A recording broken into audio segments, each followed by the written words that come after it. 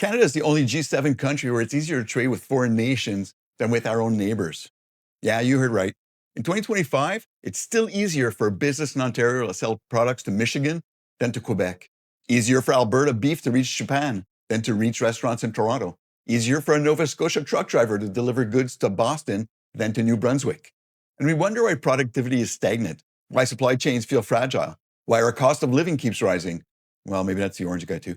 Why investors keep asking, why is Canada so complicated? Economists estimate these barriers cost us between 90 and $130 billion a year. So today, we're talking about the silent killer of Canadian economic growth, interprovincial trade barriers.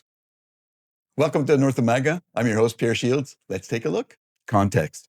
Let's go back to the original idea of Canada. Canada was created to be a single economic union, a huge internal marketplace where goods, services, workers, and money could move freely from coast to coast to coast. That was the dream. Reality turned out very different. Right after Confederation, provinces began creating their own rules, different standards, different licensing bodies, different trucking regulations, different alcohol rules, different procurement rules, and so on. Over time, all these small differences became massive economic walls. And here's the irony. Our Constitution literally says that goods from one province should move freely into any other province. Section 121, clear as day, but court decisions narrowed it. Politicians avoided it. And now we have a country where American companies often have easier access to Canadian consumers than Canadian companies do. Pretty crazy. That's where we are. The question now is, how did we get here? And what do we do next? Analysis. Let's break this into three parts: goods, labor mobility, and regulations and standards. Number one, goods. The Patrick problem across Canada.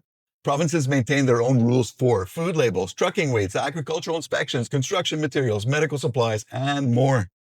This forces businesses to create multiple versions of the same product just to stay compliant.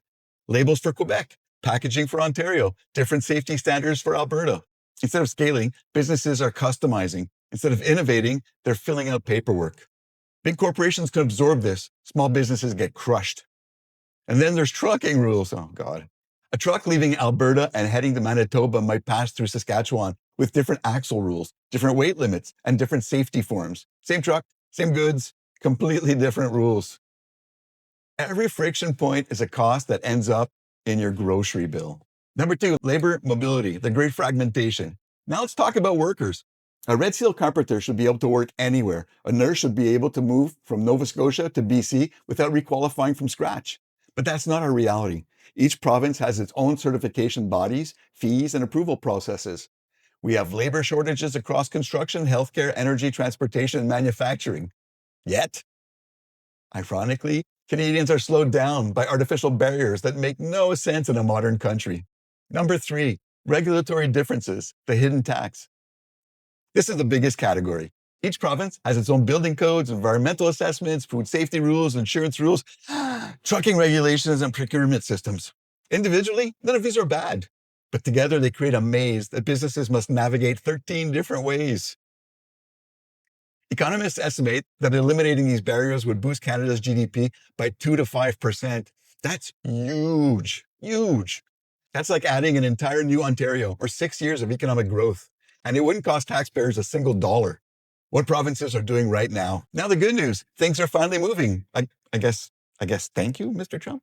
After decades of slow progress, Canada is actually taking action. Let's break it down. Number one, a new Canada-wide mutual recognition agreement. In late 2025, the federal government and all 13 provinces and territories signed a major agreement called the Canadian Mutual Recognition Agreement on the sales of goods. Here's what it means. If a product is legally sold in one province, it can generally be sold in every other province without extra approvals or testing, unless it's on a short exception list. This is huge. It's one of the biggest regulation reduction moves in Canadian history. For small and medium businesses, this is a real game changer. I used game changer. That's so AI. Number two, provinces are passing their own pro-trade laws. Some provinces aren't waiting. They're moving ahead with their own free trade laws. Nova Scotia passed the Free Trade and Mobility Within Canada Act.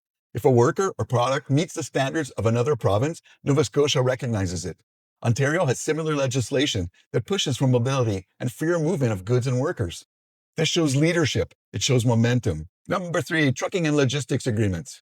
Trucking is the bloodstream of our economy. Nova Scotia, New Brunswick, and others have signed agreements to harmonize trucking weights, oversized loads, rules, safety standards, and road regulations. This cuts delays, reduces fuel waste, and lowers transportation costs. These agreements are small steps with huge economic impact. Number 4, the next steps and the big picture. Every province has taken some steps, but implementation is the real challenge. What we're seeing now is the beginning of a more unified marketplace. Not perfect, not finished, but moving. And movement is something Canada has needed for decades. Yeah, literally decades. Again, thank you, Orange Guy. Real impact on Canadians. So what does all this mean for regular Canadians? Let's break it down. Number 1, higher prices. When trucking costs rise, prices rise. When packaging needs duplicating, prices rise. When businesses pay for repeated approvals, prices rise. You're paying for inefficiencies you never voted for. Number 2, fewer choices.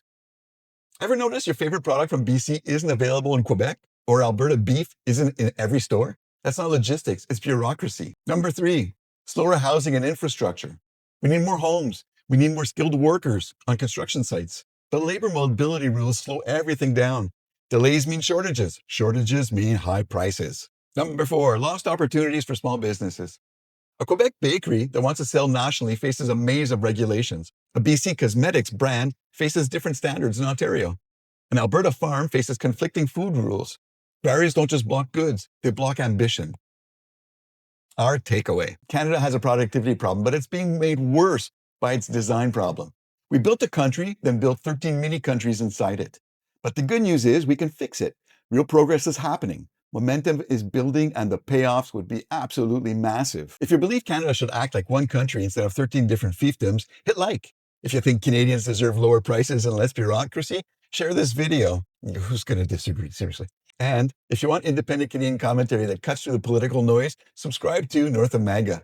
Let's build a country where Canadians can trade freely with other Canadians, because prosperity should never stop at a provincial border.